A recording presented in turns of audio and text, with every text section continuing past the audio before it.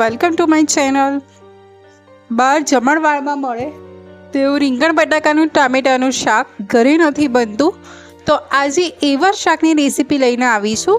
જો તમને ગમે તેને લાઈક કરજો, શેર કરજો, મારી ચેનલ સબસ્ક્રાઈબ કરજો કે જેથી મારી ચેનલ પર આવનારી નવી નવી વાનગી તમારા સુધી પહોંચી શકે. તો ચલો આપણે રેસીપીની શરૂઆત કરીએ. એના માટે ફર્સ્ટ ઓફ ઓલ બટાકા અને રીંગણ લીધા છે. હવે આપણે બટાકાને વોશ કરી એને આ રીતે મોટા મોટા ટુકડામાં કટ કરી લેવાના છે.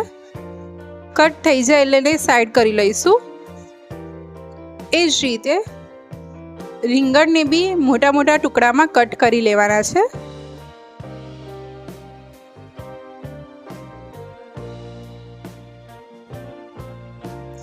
રીંગણ બી કટ થઈ જાય એટલે એને સાઈડ કરી લઈશું.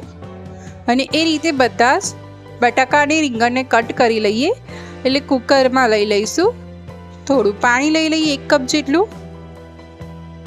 એમાં થોડું મીઠું એડ કરી અને 4 સીટી બોલાવી લઈએ. ત્યાં સુધી ટામેટા કટ કરી લઈએ. ટામેટાને બી સેમ એઝ ધેટ કે એને મોટા મોટા ટુકડામાં કટ કરવાના છે.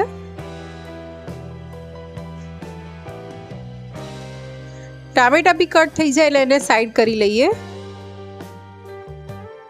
તમે જોઈ શકો છો કે બટાકાની રીંગણ આપણા બફાઈ ગયા છે. આપણે બટાકું સરસ ચડ્યું છે કે નહીં એ બી ચેક કરી લઈએ.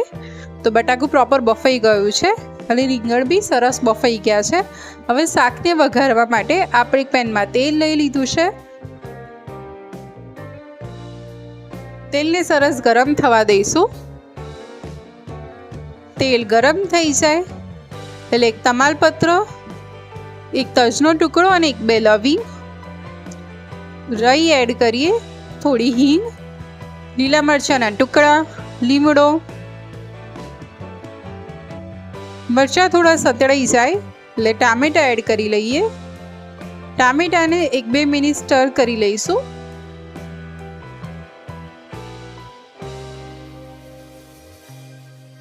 ટામેટા 1-2 મિનિટ સ્ટર થઈ જાય એટલે મીઠું એડ કરી લઈએ કે જેથી ટામેટા ફટાફટ ચડી શકે.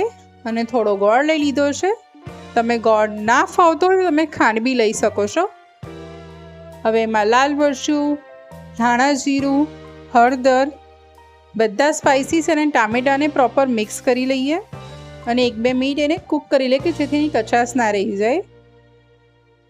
ત્યારબાદ બાફેલા બટાકા અને રીંગણ એડ કરીને અગેન એને મિક્સ કરી લઈએ. હવે 1 ગ્લાસ જેટલું પાણી એડ કરી શાકને સરસ ખદખદવા દઈશું. પિંચ ઓફ કિચન કિંગ મસાલા લીધો છે. તમે અવેલેબલ ના હોય તો નોર્મલ ગરમ મસાલા બી લઈ શકો છો. થોડી કસૂરી મેથી એડ કરવાની છે. અને ડાળખી લેવાની છે ધાણાની. ધાણાની ડાળખી શાકમાં ઉકળતી વખતે નાખશો તો એનો ટેસ્ટ બહુ સરસ આવશે. હવે 1-2 મિનિટ એને કૂક કરી લઈએ.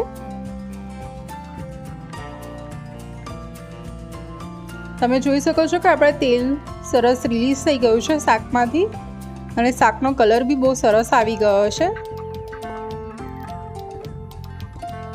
હવે ઢાંકીને 1-2 મિનિટ એને કૂક કરી લઈએ. તો આપણું ટામેટા બટાકા રીંગણનું શાક રેડી થઈ ગયું છે.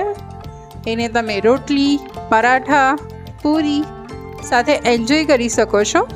આ શાક તમારા ઘરે બનાવો આ જ રીતથી અને કેવું લાગ્યું કોમેન્ટમાં જણાવજો.